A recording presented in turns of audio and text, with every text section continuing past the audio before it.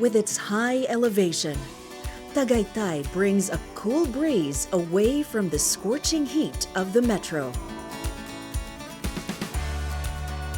The city offers more than the stunning views of the Taal Lake and volcano.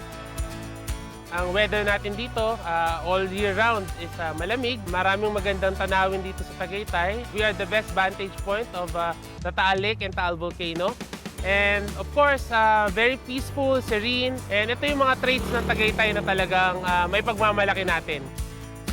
As of now, ikinukonsider na ngayon ng City Government of Tagaytay na isa sa pinakamalaking factor ng tourist arrival ay ang wedding industry. Siyempre, lahat ng magiging guest ng mga weddings, nandiyan yung mag-check-in sa mga hotel or kakain sila sa iba't ibang restaurant after ng event or before the event. Talagang ang mga weddings po ang may kukonsider nating mas tumihila sa tourist attraction sa Tagaytay. Alongside the development that we have here is our gratitude to what is happening in terms of our infrastructures.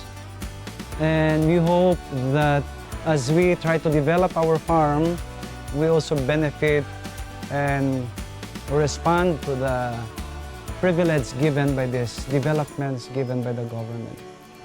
Give yourself a well-deserved break by visiting the breathtaking views of Tagaytay.